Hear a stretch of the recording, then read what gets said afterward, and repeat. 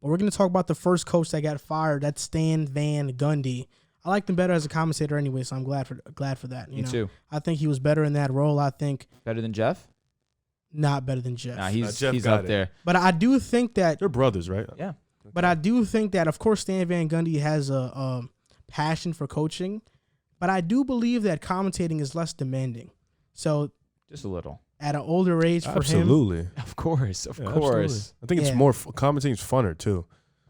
It depends. Well, you look at a guy like Steve Kerr. Steve Kerr had it all with announcing. He said, "You know what? I'd rather go coach Golden State." That was fun though. Golden State was fun to coach. Oh, for sure. But so this is why the Pelicans fired Stan Van Gundy after 1 year. They went 31-41. He had 3 years left on his contract, and Zion now has had 2 coaches in his first 2 seasons, and will have another one going into his third. But sources have told The Athletic that family members of Zion want him on another team. They don't want him with the Pelicans, and they have said that Stan Van Gundy is way too rigid. I guess that means rough on the edges. He's rough on his players, and he's too demanding as a head coach. And they've also been disappointed by the front office. And from Stan Van Gundy's perspective, he was frustrated with the team because he could not commit them to play defense. That's the young guys. And Brandon Ingram said that he was not happy with his coaching style and how they run the offense when they ran it through Zion, because he felt like he didn't get easier looks when they ran it through Zion.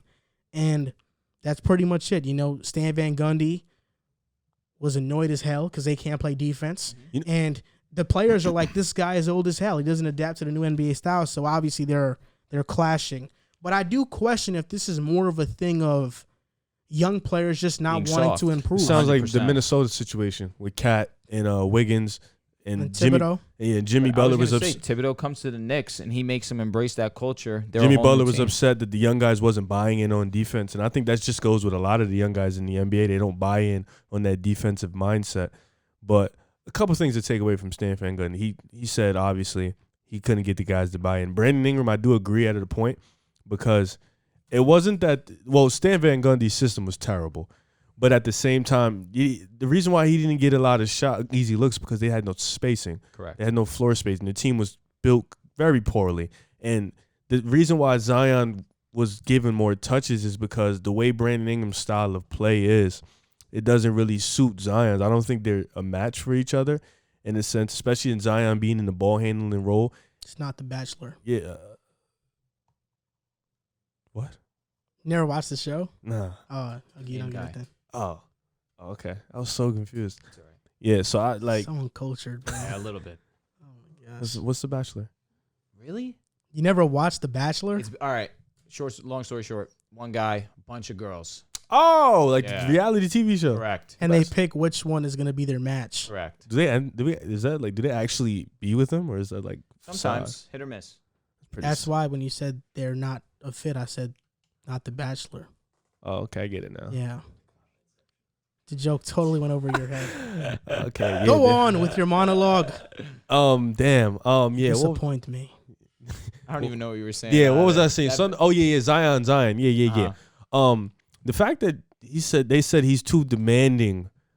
When you're a star in the NBA, you demand a lot from a star. You demand him to be excellent. You demand him to bring it every night, and you demand him to carry the team.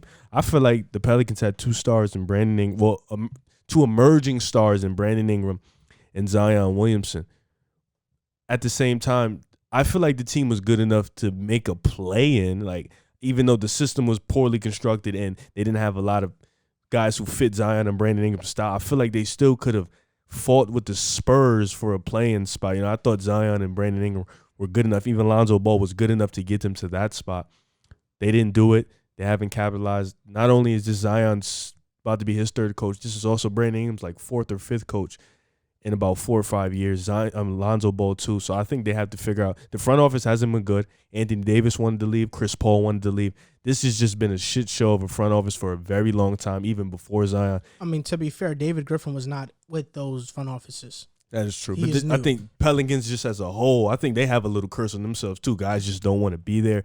They haven't been good. So I think They better luck up because it seems like Zion isn't going to be there for too long, and this is a transcendent star, and you guys have one, and you didn't capitalize on Anthony Davis, and you need to capitalize on this one to make you guys relevant. I mean, they have been top 10 in the bottom of attendance in the last 10 years. Yeah. Nobody wants to see them. Who wants to go to Smoothie King Arena?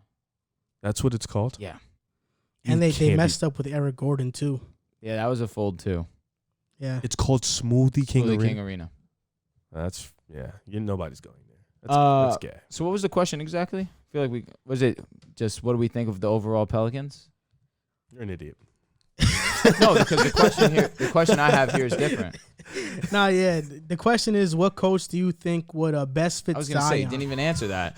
I'm the idiot. Wait, what's the question? Saggy. Nah, it's my turn to talk. It's my turn to talk. Wait, what's the question though? So I know. I'm about to hit you with a Skip Bayless. It's my turn, bro. The question was, what coach do you want to see go to the Pelicans? I didn't even get to say that. I'm sorry. Let me just say that real quick. Say you're an idiot and you can go. You're an idiot. All right, you got me. All right, Rick Carlisle. Boom. Okay. Yeah. I'd hate that. I don't like it either, but I understand it. No, for it. You're not me. I have one. You're not me. So. I actually have a coach that's going to blow your minds. Okay. Well, you asked me the question, so I gave you my answer. And it didn't blow me away. Well, it's not for you. It's for me. All right, so the coach I have is Jason Kidd. Okay. I think I like Jason Kidd here because he coached Giannis, and I feel like similar play style where big body ball, you want. Lonzo too, Jason Kidd. That's what I'm saying. I feel like he could definitely help out this team in multiple sides, not just Zion. Don't look at me, look at me. I'm talking to both y'all. But I feel like where we saw Giannis really finally emerge once Jason Kidd was that head coach, and Giannis was clearly devastated when Milwaukee parted ways with Jason Kidd. Jason Kidd, post Milwaukee, he's had time with the Lakers. Did he go? Was he a coach of the Nets? He was. That was a minute ago. That was before Milwaukee, or was that the week big four? It wasn't a minute. It was 6 years ago. Okay, that's a minute ago, bro. That is pretty long. So regardless of that point, I just feel like the way that he catered to Giannis's game is the way that I think that he could cater to Zion, and another way that he could bring Lonzo to that next level where they definitely have similar play styles. So I feel like Jason Kidd would be a pretty solid What about Ingram, option. though? Say that one more time. What about Ingram? He's your most skilled offensive player. He probably is your most skilled offensive player on that side. I just feel like Ingram has just been very consistent. I'm not worried about Ingram, truthfully. I feel like Jason Kidd is going to take the ball out of Zion's hand when it comes to bringing the ball up, even though we saw Zion have a huge improvement when he did take the ball up. I feel like you need Lonzo to be that guy to control the ball, really get everything going on offense. So you got Jason Kidd, so you're looking at it. Lonzo is Malcolm Brogdon, Brandon Ingram is Middleton, and Zion's like a Giannis. That sounds pretty good to me, truthfully. It's not too bad. Yeah, I like that a little bit. That was better than your answer with Rick Carlisle. Idiot. I'm standing by my answer. When he gets tired, I didn't hate it. When he gets tired, I'm gonna laugh at you guys. But you're right. When he goes to the Celtics, we'll see. Somebody just mentioned that on Twitter, by the way. Who, Rick Carlisle? Rick Carlisle, yeah, did you see that'd be tough. But this is the thing, right? Their front office has been horrible. Steven Adams, Eric Bledsoe, horrible fits. Oh my God. JJ Redick on his podcast basically publicly bashed them and said, you're not going to get honesty from the front office. I will never forgive not the Pelicans. I will never forgive the NBA for giving Zion Williamson to the Pelicans and not the Knicks. It's obvious he wants to play with the Knicks. He said his favorite place to play is the Garden. Did you see the report that him and RJ have been nonstop talking about playing together? Yes. They're best friends. They should have been at MSG together. Scared. But, of course, they gave Zion to the Pelicans because they wanted LeBron to get AD because the NBA is rigged.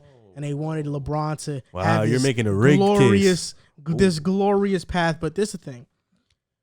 The two coaches that have been on the radar to be the new head coach are Fred Vinson. This guy helped Lonzo with his jump shot, and Lonzo actually credits him for developing his shot. And Teresa Witherspoon, which she works with the team right now. She'd be the first woman head coach in NBA history. We need that. I think in just American sports in general. We definitely like in terms need that. of men's sports. But I have one guy that I would love to see him. Before you say it. I would love to see this guy be the head coach for the Pelicans. The Pelicans are all offense, no defense. There we go. What better guy than Mike DAntoni?